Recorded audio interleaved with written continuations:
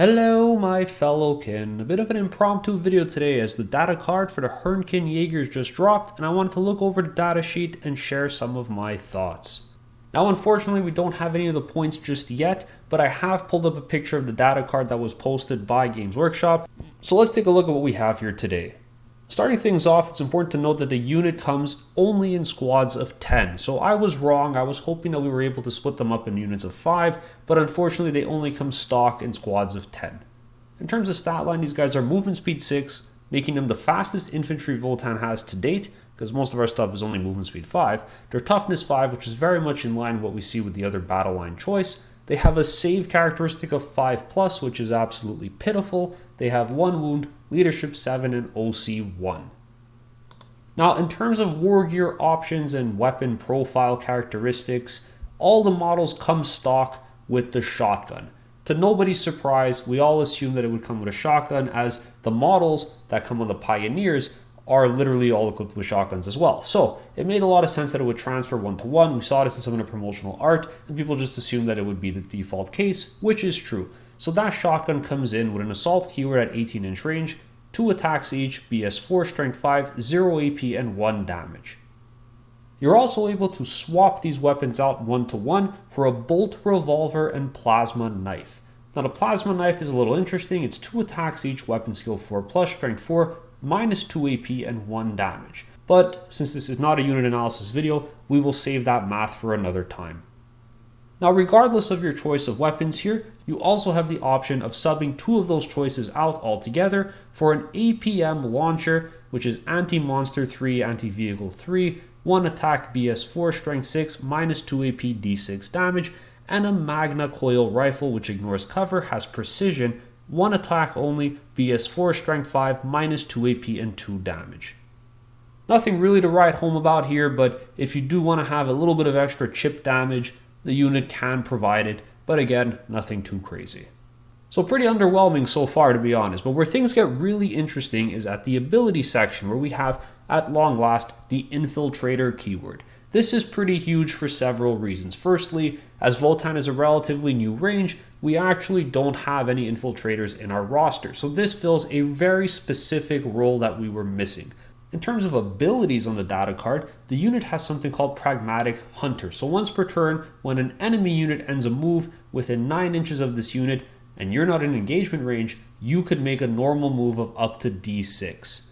This could be very interesting. I don't think it's game breaking by any means, but it can be very interesting as it positions the unit in a very specific role. Your goal here is to deploy as an infiltrator in no man's land and stop your opponent from deploying their infiltrators there, which are intentionally placed there to stop your scouts. By alleviating some of that pressure, it allows the rest of your army, for however many points this unit will cost, to simply move up the board freely at the beginning of the game and get yourself in a better position to stage, whether it's for secondaries, primary, or just killing. What's really interesting about this ability is that it reinforces the idea that this unit's job is literally just to die by the end of turn 2. You are here to initiate the game and give yourself some breathing space on the table, and then with 6-inch move and the ability to advance and still do actions, these guys can advance up the board, they could move somewhere, and if your opponent moves into range of them, you could move again. What it allows you to do is move block more efficiently, which means you have a greater potential of lining yourself up down an alley and stopping your opponent from moving onto an objective in their turn. If something pops out, well, you just move block it, or you move away if for some reason you wanted to keep this unit alive, maybe to score some objective. So a pretty interesting ability. It's only D6 at the end of the day, so nothing too crazy, but this can help to get them somewhere wherever they need to be, which is probably going to be in the front lines, just blocking some of your opponent's movement. Ultimately, these guys are here to stall, and they're here to give you breathing space. Alright, let's talk about the good and the bad. So, in terms of what's good about this unit so far, I really like the Infiltrate keyword. Like I said, I think it's a very welcome addition to our range. It allows us more breathing room on the table, it allows us to stage more aggressively, and it gives us that safety. It's something we were missing and we really needed, so I'm happy to see it finally introduced to the range. The weapons also have assault. This is something that's a very big positive because it means your unit can advance and still do an action. Very helpful, very handy. Not sure how much of an impact this will have on the new mission pack, which is supposed to be coming out in, I think, June-ish or July, but we'll wait and see what happens. In the context of the current game, however, it's very good. Also happy to see that these guys have the infantry keyword. I really didn't doubt that they wouldn't, but it's helpful because it means with your 6-inch move and your ability to advance and still be eligible to shoot, maybe you do want to get out in the open and just the direct path is through some kind of building, you get there more efficiently. It also means that if someone moves into range of you within 9 inches, you can either move back behind the building or you can move outside of the building to move block.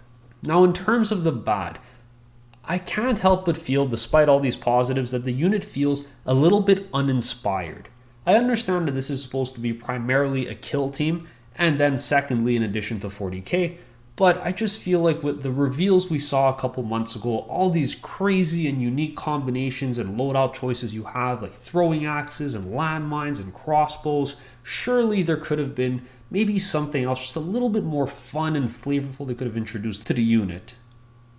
I am happy, on the other hand, that we don't have 50 different weapon options as we see with the Hernkyn warriors, where all of them are just basically inconsequential except for the assault keyword one. But I still feel like maybe some war gear options, some flexibility in list design could have been really cool. I'm also a little bit disappointed that you can't split the unit up. It's not the end of the world, but of course by splitting this unit and still retaining the benefits of the data card, you basically get 2 units for half the price each, which is really good. I feel like you don't really need a body of 10 models with the infiltrate keyword. You're probably just as likely to do the purpose of your intent with just the 5, right? Like you're just trying to set yourself up so that your opponent can't block you from taking scout moves. You're trying to get a little bit of more early game pressure, maybe some secondary play. And with a blob of 10, now you have to commit a lot more resources to get this done because you're going to pay the full price. You're paying a premium. But who knows down the line what happens when our codex comes out. Maybe this gets revised. The last thing I'll say here, a 5+ save is just so weird to me. Like, are these guys really saving at the same chance as cultists? It feels a little bit strange. Like, they're still wearing armor, right? They're not just wearing a leather coat. They have some plate protection underneath. So a 5+ save is a little bit strange. I don't know. 4+ is horrible on the bikes. They just die to anything. So with 5, if something shoots these, I just don't even think I'd bother rolling. I'd pick them up, which makes it feel even worse that they come stock as models of 10, because now if something does shoot at them, they'll probably just pick up like 8 of them in one go. Again, however, they're not really here to stay alive. I actually think it'll be very rare in my prediction to see any of these last beyond turn 2. They're really here to give you that breathing room turn 1 and to possibly move block something and stall your opponent. I will also say that I think this unit is going to have a lot more value in the Sagittarius spam archetype list that runs a lot of bikes as well, because all of those units have scout. You're looking to maximize your investment on this. If you're paying, let's say, 100 points to bring an infiltrator unit, well, hopefully you're getting a lot of units that will benefit from that ability. I'm curious to see what kind of impact it has on list design, but I could pretty much assume that everyone will run at least one of these, probably just one of these, because it does provide a lot of native value to our army's weakness. As a quick reminder, I will just add that if you're looking to buy this box, the pre-order does start this weekend, so if you're looking to get your hands on them a little bit early before they come out in individual kits, and you don't mind buying the full box and hopefully splitting with someone who plays Genestealer cults, then this is probably the ideal time for you to purchase them. Anyway, thanks so much for watching. Hope you enjoyed this video. If you enjoyed this kind of content, please don't forget to subscribe, like, and leave a comment for me down below. Are you excited to get your hands on these models? Let me know what you think down below. As always, thank you guys so much for watching, and I'll catch you all in the next one.